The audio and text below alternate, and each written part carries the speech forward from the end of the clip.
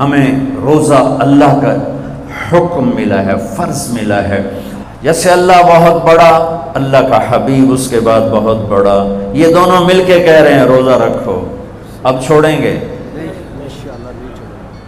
رمضان آ رہا ہے اور میرے نبی آمد سے پہلے ممبر پر کھڑے ہوتے ہیں اور کہتے ہیں وہ کون آ رہا ہے، ماذا یستقبلکم وماذا تستقبلون. پھر فرماتے ہیں وہ کون آ رہا ہے، ماذا یستقبلکم وماذا تستقبلون. پھر آپ کہتے ہیں وہ کون آ رہا ہے، ماذا یستقبلکم وماذا تستقبلون. 3 دفعہ وہ کون آ رہا ہے، وہ کون آ رہا ہے، وہ کون آ رہا ہے. صحابہ ویکھن لگ گیا آیت ہے کوئی نہیں جی کی فرما رہے ہیں، او آ رہے ہیں، او آ رہے ہیں، او آ رہے ہیں. تو حضرت عمر کھڑے ہو گئے، یا رسول اللہ اوحی نزل، بندہ تو کوئی ہے نہیں تو کیا وحی آئی ہے؟ ہمیں کہا نہیں. تو کیا کوئی دشمن آ رہا ہے جو آپ نے دور سے دیکھ لیا ہے اور ہم اس کی تیاری کریں؟ ہم نے کہا نہیں. تو کہا تو پھر کون آ رہا ہے؟ ہم نے کہا رمضان آ رہا ہے، رمضان آ رہا ہے. فرض 70 فرضوں کے برابر، نفل فرض کے برابر. تراویح کے ہر سجدے پر 1500 نیکی، ہر سجدے پر 1500 نیکی. تراویح کے ہر سجدے پر جنت میں خوبصورت گھر جس کے 60,000 سونے چاندی کے دروازے. تراویح کے ہر سجدے پر جنت میں ایک درخت سونے چاندی کا جس کے نیچے 100 سال عربی گھوڑا دوڑ سکتا ہے. یہ میرے رب کا کرم، فضل، انعام. شیطان قید کر دو، ہو گئے. جنت کے دروازے کھول دو، کھل گئے. جہنم کے بند کر دو، بند ہو گئے. اے مچھلیوں، اے چونٹیوں، اے پرندوں، اے پروانوں، اے سانپ بچھو، تم بھی روزے داروں کے لیے دعا شروع کر دو. کر دی. سمندر کی مچھلیاں، زمین کی چونٹیاں، روزہ رکھنے والوں کے لیے دعا. اور افطاری کے وقت دسترخوان بچھا ہوا ہے، کھانا سامنے ہے، کھا نہیں رہا، ہاتھ اٹھا کے دعا مانگ رہا ہے. میرا اللہ کہتا ہے انہوں کیڑی شے روکی بیٹھی، کھاندا کیوں نہیں، اے پیندا کیوں نہیں؟ دسو نا فرشتے ہو، دسو نا یہ کیوں نہیں کھاندا، یہ کیوں نہیں پیندا؟ کہ مولا تیری خاطر. کہ بس ٹھیک ہے پھر میری تسبیح چھڑ دیو تو میرے روزے داراں دی دعا تے آمین شروع کر دو. حتیٰ کہ اللہ عرش کے فرشتوں سے فرماتا ہے کہ میری تسبیح چھوڑ دو. اور اس وقت جو افطار پر دسترخوان سجے ہوئے ہیں اور لوگ کھانے سامنے رکھ کے بیٹھے ہوئے ہیں کہ اللہ کا امر آئے گا. میرے نبی بھی ایسے ہی فرماتے تھے. میرے نبی نے 9 رمضان دیکھے، 9 رمضان میرے نبی نے دیکھے. ان میں 2 30 کے تھے، 2 رمضان 30 کے اور 7 29 کے. اور آپ بھی کھجور سامنے رکھ کے بیٹھے ہوتے تھے اور ایک آدمی اوپر کھڑا ہوتا تھا اور وہ سورج کو ڈوبتا دیکھ رہا ہوتا تھا. جو ہی سورج ڈوبتا وہ کہتا یا رسول اللہ غربت ڈوبا. آپ فوراً کھجور منہ میں رکھتے تھے.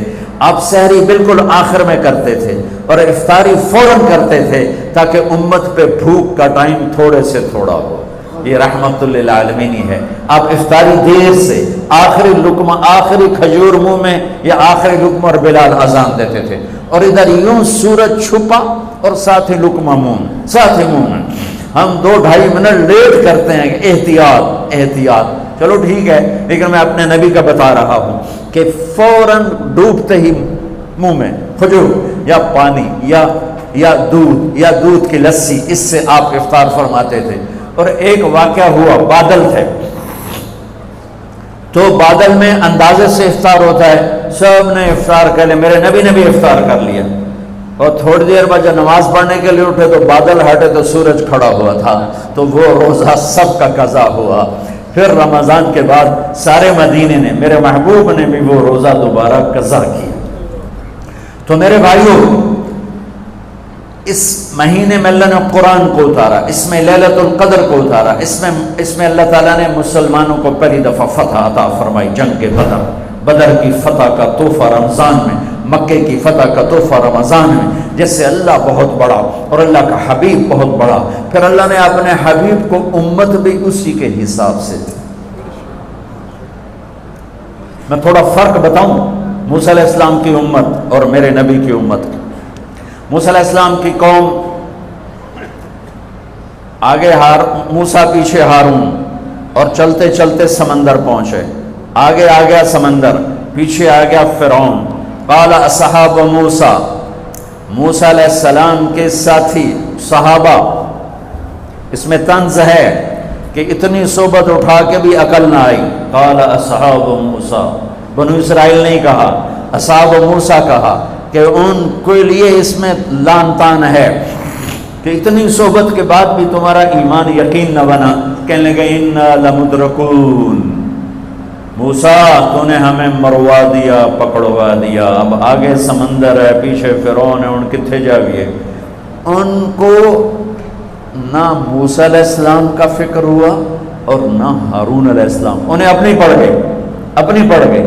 تو موسیٰ علیہ السلام نے کہا کلا کا ترجمہ جو بھی ہے وہ صحیح ہے، ہرگز نہیں، پر میں اس کا ترجمہ نہیں، اس کی مراد یہ بیان کرتا ہوں کہ موسیٰ علیہ السلام نے کہا تسی ہو تو لتراں دے لے، یا تو انہوں فرعون دا لتر پوے، یا تو انہوں سمندر دی موج پوے، لیکن ان معی ربی، میرا رب میرے ساتھ ہے، وہ مجھے راستہ دے گا، میری طفیل تمہیں بھی دے گا.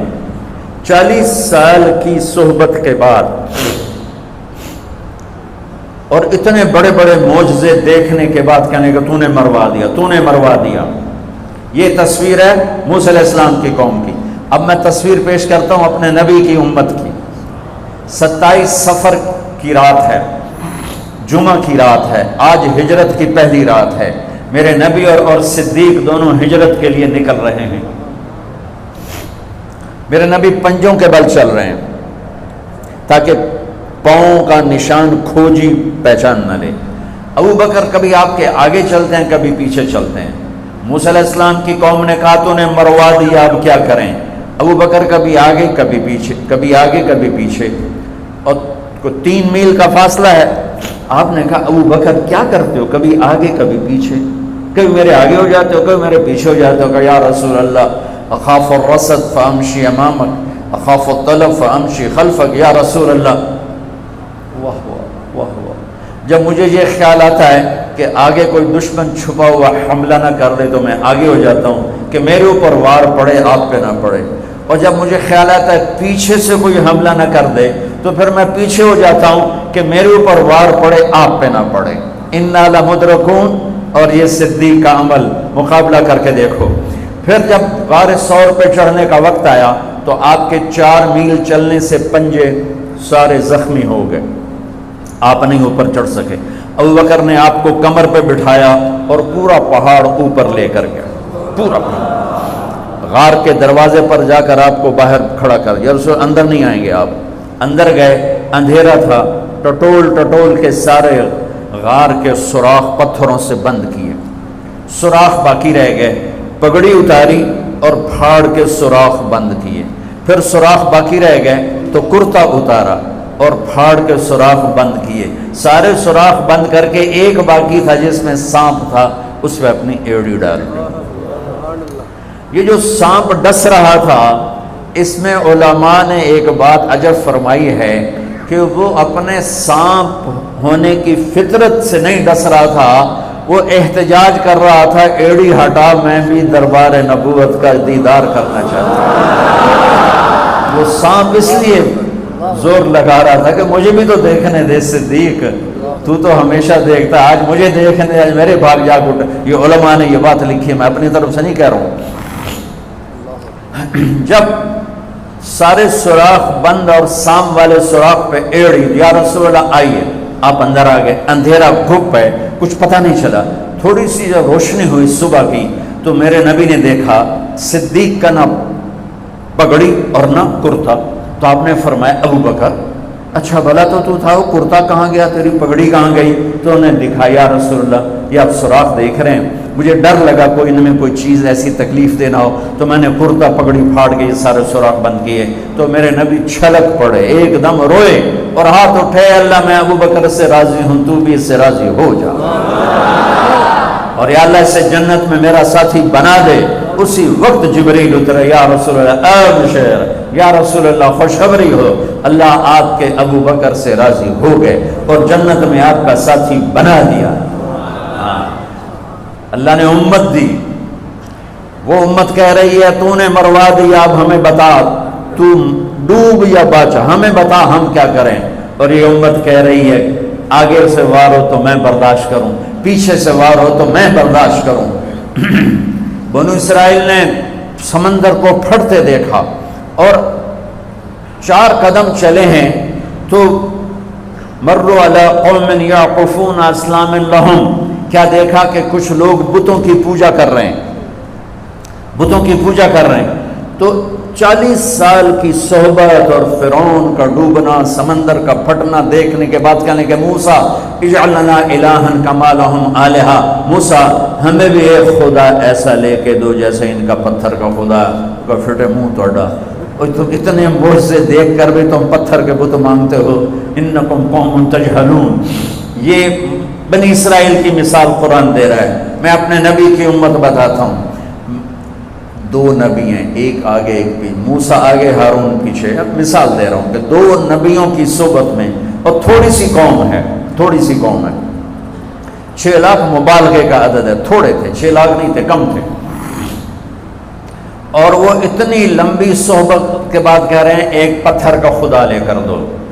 میرے نبی دنیا سے چلے گئے، میرا نبی دنیا سے چلے گئے، صدیق موجود نہیں تھے، حوالی میں تھے، پتہ چلا انتقال ہو گیا ہے، گھوڑے پر ہوا کی طرح اڑتے ہوئے آئے اور چھلانگ لگائی، اندر گئے، آپ کے چہرے سے کپڑا ہٹایا، آپ کا ماتھا چوما، گرم گرم آنسو آپ کے ماتھے پر گرے، واہ خلیلہ واہ صفیہ واہ نبیہ، ہائے میرا نبی، ہائے میرا خلیل، ہائے میرے جگر کا ٹکڑا، آج مجھ سے جدا ہو گیا۔ پھر کہا یا رسول اللہ جائیے آرام کیجئے، آپ نے بڑے دکھ اٹھائے ہیں، آج کے بعد اللہ آپ پر کوئی دکھ نہیں لائے گا۔